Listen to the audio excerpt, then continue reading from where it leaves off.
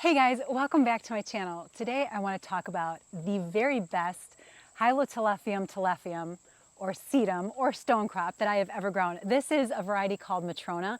I have grown her for years. I have divided her. I have shared her. I can't say enough about her because she is the most pollinator friendly, the most low maintenance, no Chelsea chopping here ever, and just absolutely stunning in the late season garden. I've got my Matrona sedum planted on each side of my pergola. This is a southern exposure, gets sun all day long. So it's morning and the sun's not on it completely, but as soon as it's on it full beam, there's just so much pollinator activity right now, and this flowers from August to October. And what's really cool about this is the interest continues on into the wintertime because it's absolutely gorgeous on these flat flower heads, clusters of pink star-shaped flowers, flat topped, and then the snow sits on it, so you've got winter interest as well.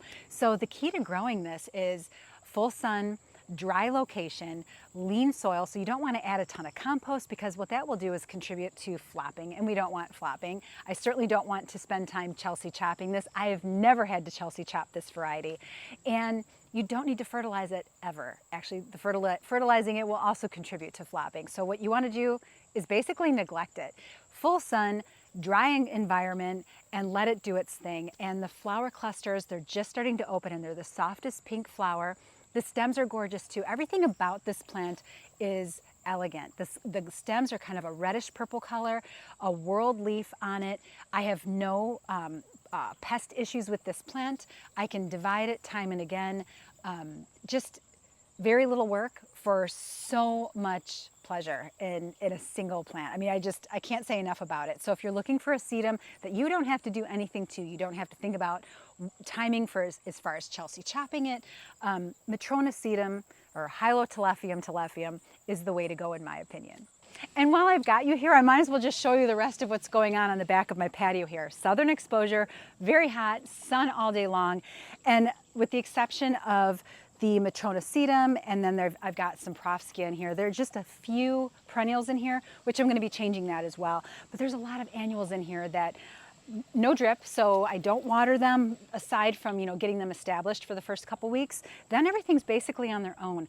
But right now, there is so much pollinator activity on plants that require very little effort from me. So I wanted to show you them, and I want to tell you all about them because I am so excited about this space. And there is one plant that I will absolutely never, ever be without again.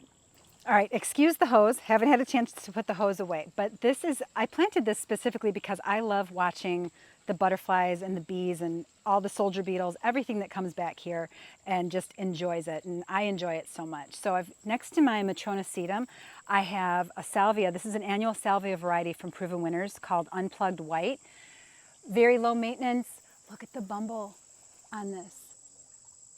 It's a great plant, and it just forms this, that's just one plant, you guys, and it forms this beautiful, it looks like a shrub. And then beyond that, I've got some denim and lace Profskia, and then some rosy posy agastache that looks like it's kind of split on me, but that's okay. And then I've got a new variety of coneflower here, and I'm forgetting the name of it. I'll put the name of that up on the screen. And then back here is these beautiful guys here. These have come back for the last 4 years. I originally planted this celosia. This is one called Flamingo from seed probably 4 or 5 years ago, and then it has self-sowed. But look at all of the little clumps of it that have come up, and I just leave them. I think they're beautiful, and they add a very upright element to this bed. I love that celosia, and it is so pollinator friendly. Basically, everything in here is pollinator friendly. Then down here is Drops of Jupiter ornamental oregano. Didn't cut that guy back, so he looks kind of like he's toast, but if I were to cut it back, it would form this flush of green. It's already doing it. But I really like these seed heads. It's pretty. It's really pretty, and it's got an oregano scent to it. Now, the plant that I will absolutely never, ever, ever be without is this blue here. This is an ageratum called Monarch Magic. First saw this at the Gardens at Ball a couple years ago, and they raved about it and said that it is absolutely a monarch magnet, and I couldn't agree more. So yesterday I was out here and I had 6 monarchs just enjoying themselves on this variety of ageratum. So it works as a great landscape plant as well as something in a basket. It's a trailing ageratum. So I just put 5 plants in here, and it filled the front of this border out and truly is a magnet for pollinators. And then I've got some Verbena bonariensis that just self-sows and comes up in here. Look at, I've got these clumps of it. Such a great see-through plant. And I'm totally in love with this helianthus. This is a Sunfinity double yellow, also very pollinator friendly. Bumbles love that plant. So I love purple and blue together. And I think for me, this is just a perfect combination. And then look at this celosia here. I always have these interesting wasps on this plant too, but look at that. It brings in so many different pollinators. Oh, I got a couple monarchs on the ageratum here. See what I mean? And then as the sun gets higher and the day gets hotter, this will be covered in butterflies. All right, let's come around this way. Now this is, I just repeated the same things over here. So I've got some blue stem in here that's flopping. I got to take care of that. And then this is a dahlia. I'm kind of getting over dahlias. That's nice, but I think I could do better. There's some sedum down here and more of the unplugged white salvia and some rosy posy agastache. I have high hopes for this. I've not had great luck with agastache in the past, and I'm hoping this one comes back. I've also put this in my side yard garden. And then more of the Matrona Sedum in here.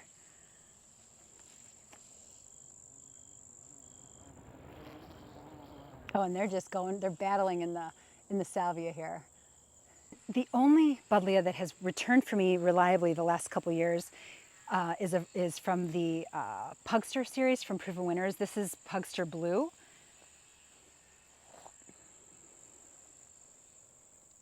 And then I like to underplant with some alyssum, another great pollinator plant, very easy to grow. And look at my silver fox mangave, you guys. Look at that. Look at, pretty soon the flower is going to open. Look at the stalk on that. So tall. And then I cut back my Stand By Me bush clematis here, and the pollinators love that as well. So it's got these really cute, they just remind me of like fairy caps, the flowers. And then I've got a variety of dahlia that was sent from Doom and Orange, I believe. I think that's raspberry ice. Needs some deadheading. It's been a prolific flower too. And then this is another sedum that I love. I've not had to Chelsea chop this one either. This is one from Proven Winners called Back in Black. And then in front of it is one of my most favorite plants. This is blackberry lily. It is just the orange flowers. It's a variety called freckle face. It's got orange flowers with these little freckles all over the flowers. And then what's really cool about it, it's got the foliage. It's a member of the iris family, so it looks like an iris. And the seed heads, these guys turn black, and mine self-sows. So I will get more, it's Bellum Canda is what it's called, but I will have more of the blackberry lily here. And that is, oh, and then the grass back here is lemon squeeze pennisetum.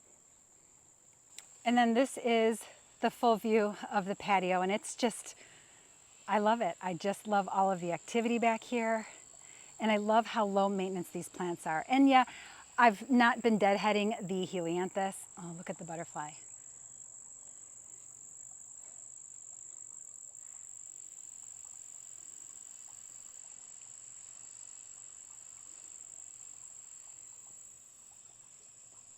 Truly a great, great plant, you guys. So definitely be on the lookout next year, or ask your garden centers to bring in the Monarch Magic Ageratum.